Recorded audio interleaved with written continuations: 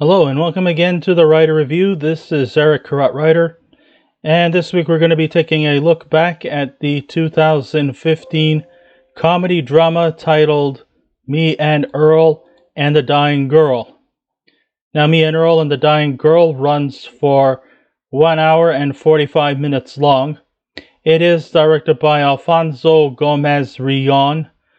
It is produced by Stephen M. Rails, Dan Fogelman, and Jeremy Dawson. The script was written by Jesse Andrews. The novel was written by Jesse Andrews, named the same title. It is composed by Brian Eno and Nico Muley.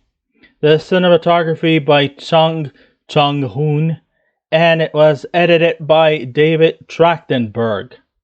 And the stars of the movie are Thomas Mann, R.J. Seiler, Olivia Cook, Connie Britton, Nick Offerman, Molly Shannon, John Bernthal, Chelsea T. Zhang, Katherince Hughes, Natalie Marchelletta, Matt Bennett, Bobb'e J. Thompson, and Hugh Jackman, who only just does a cameo voiceover as a poster of Wolverine done in his voice.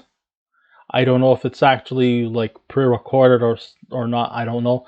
But we'll give him credit. Come on, because he's Hugh Jackman. Alright. To say that Me and Earl and the Dying Girl is another tear-inducing dying child melodrama, people who say that don't really understand what the story is about. Under the direction of Alfozo Gomez-Rejon, and a script written by Jesse Andrews, who also wrote the novel the movie is based on, they have succeeded into touching upon this serious issue without having you to reach out for the tissue box every 5 minutes, while throwing in comical moments at the time it seems fit, and eccentric enough that it doesn't become overkill. There might be a few wrong steps in some places, where the humor is not at a time when it should be funny, or serious moments when at the time when it shouldn't be serious, but it won't lower your hopes in watching this movie. In the long run, it balances in the right times as to when we should either laugh and when we should cry. Now, the story is told from the visual aspect of our leading character, Greg Gaines, played by Thomas Mann, whose narration is off-kilter and was rightfully meant that way as to manipulate us into continuing to watch it and to avoid the formulaic route by spoon-feeding us scene by scene of what is to come next. Greg succeeds to keep us off guard, but from the name of the title, we are expecting this to be an emotionally drained, tearful film, but the audience finds out that as they watch the movie, that's not entirely the case. So Greg's inner thoughts and imagination materialize before our eyes in the form of stop-motion animated montages that border on being too adorable and artful, but still original, creative, and light in content, albeit a bit out of place at times. Thomas Mann plays Greg Gaines, a self-centered, self-contained high school student who's getting through school without hanging out in groups, while not entirely making enemies. He's there, but he's not really, out there, part of the in crowd. While he doesn't have any friends in sight and doesn't seem to anticipate in wanting to have friends, he seems to bask in his self-contained demeanor. Well, he's also at the same time not getting pushed against a wall by bullies who was asking for his $10 in lunch money. No. He's just basking in through the school life and really just going about himself. His future is met with uncertainty, and his mindset in the present is cynical and drab. He also seems to not have much of an ambition, as he hasn't tried to apply for any colleges. The only friend he really has is a kid named Earl, played by R.J. Seiler, who he doesn't refer to as a friend, but as a co-worker, as they pass their time making home movies, spoofing the classic films like Anatomy of a Murder, which would eventually become Anatomy of a Burger. Things like that. They do it better than me, so I'm not going to go there, but you get my drift. Like I said, Greg has no real direction in life and seems reluctant to apply to any colleges. His mother, played by Connie Britton, tries to break his shelled life by making him befriend a classmate and a neighbor who lives nearby named Rachel Kushner, played by Olivia Cook, who he met in the hall when she was talking to her friends about a test. He was thinking about a school classroom test, but the test she was actually talking about was the result of her illness. Apparently, Rachel has been diagnosed with stage 4 leukemia, and he has been not necessarily encouraged, but actually demanded by his mother to go see her, even though he really has no interest or intentions. But she tells him to go otherwise. And she's not saying it in the form of please, but more or less now. And when your mother does not say please, you do it. If you ever had a mother. And I know all too well. The relationship and chemistry between Greg and Rachel is perfectly real and feels organically like you would expect when someone you know needs comfort and support at the most trying times of your life. Like in natural formation of friendships, they don't want to be at each other's company. Greg doesn't want to do this. Rachel's saying you don't have to. But then, when, that's, understandable at first, love doesn't always, or friendship doesn't always blossom like right at hand sight. That's all a wise man's tale. And, that's understandably at first, but as the movie progresses, they eventually like their time spent together. What makes this relationship stand out is that the pairing doesn't fall under the formulaic trapping of becoming romantically attracted to each other. The way these two are dealing with her declining health is complex but effective, especially coming from young individuals who think that they are too young to die and that their immune system is still functioning better than people older than them. But when you think about it, not everybody lives to be 85. There's really no denying that Greg and Rachel have a lot of love for one another, but they keep their thoughts exoteric and never seal their relationships with a mutual kiss. I'm glad that they didn't become romantically attracted to each other, because that just would not fit the narrative. I mean, what was to be the point if they actually do, and if they did get romantically linked? What's the point? She's not going to be around for long. Even though Greg, throughout his narration, tells us she's not going to die, and we all expect some levels of confidence and reassurance. But then in the end, we turn out that it was all just a ruse. And maybe that might have been a turnoff for a lot of people. But I think it was just Greg's way of trying to keep us watching. Or to just sort of give us some levels of false hope. Whatever the case may be. I guess Greg must have done his job right. There's no denying that Greg and Rachel do have a love for one another. And it actually stands out as being one of the stronger ones in film history, and that they let their emotions towards each other do the kissing for them. And you could still kiss without the effects of putting your lips together and puckering.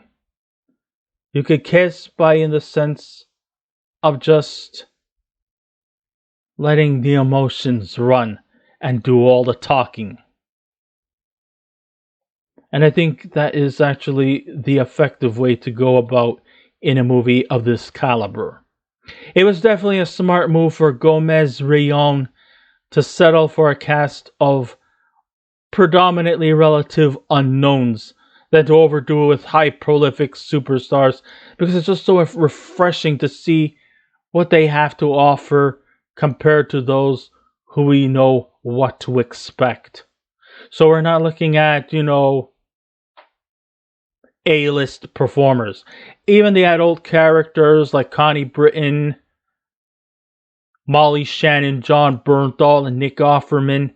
Sure, they got some resume about them, but they're not necessarily what you would call A-listers.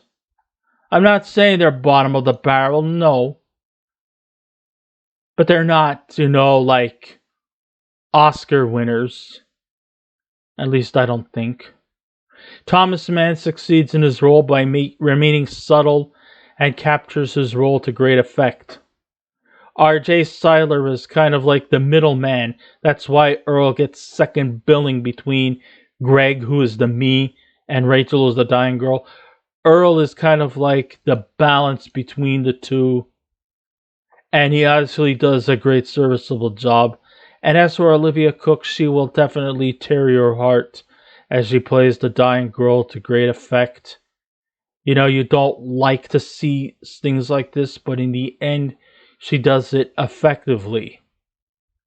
And it just breaks your heart to watch as her health declines.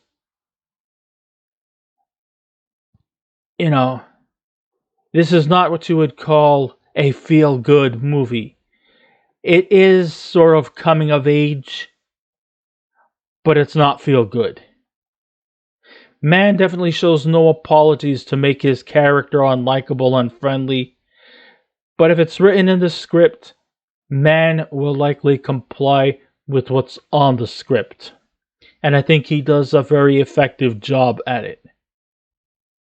Molly Shannon, who is of course pretty much known for her roles in comedy, well, she actually displays a more sentimental thing, as she has decided that, like right after her husband's death, which she never fully recovered from, now she has the dissatisfaction of watching her daughter deteriorate, and she has decided to show some sign of comfort by succumbing to the bottle. Yes, she has decided to drown her sorrows and her pain by taking up drinking. But she does display the right amount of sadness and angst as she abides to her methods in coping with heartbreak, knowing that her daughter is suffering and that her chances of survival are getting slimmer.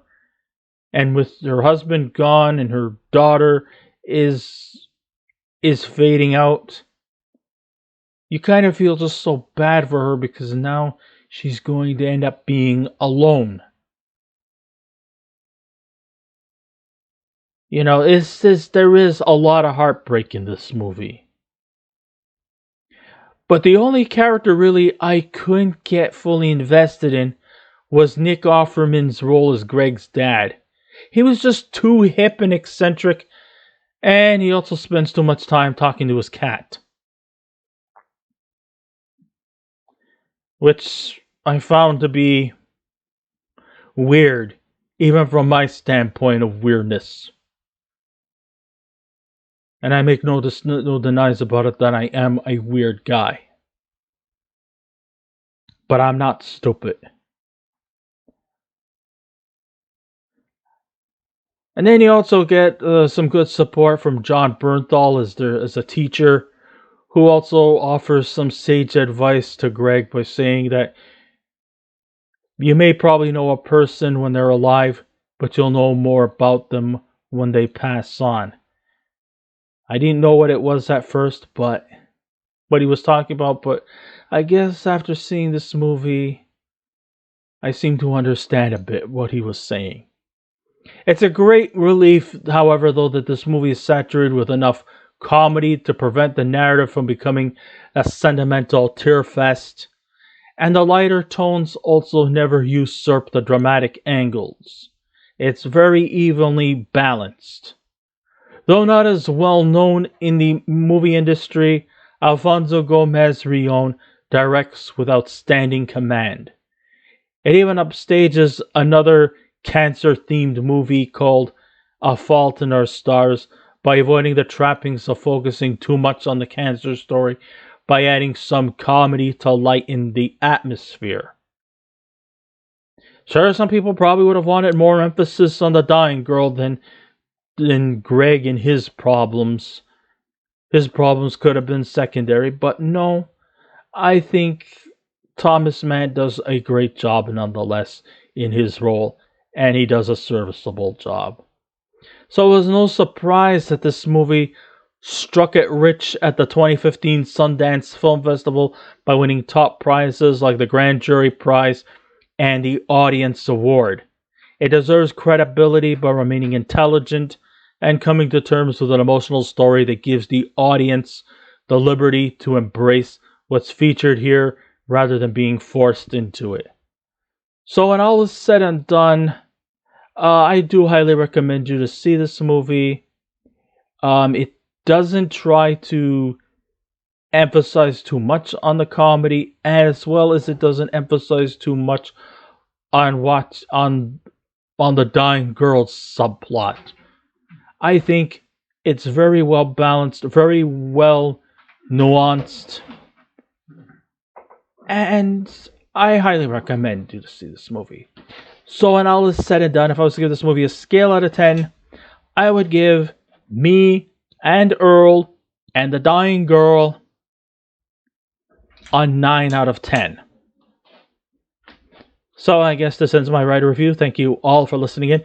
If you wish to subscribe to my YouTube channel, please feel free to do so. And if you wish to leave a comment, go right ahead. I would appreciate that. Just under 3 conditions. Be kind, be courteous, and don't be rude. That's all I ask for. And I will be back again with another movie review. So until next time, this is Eric Correct Writer saying, keep watching those movies, and I'll see you around. Goodbye. Is that Earl spelled E-A-R-L?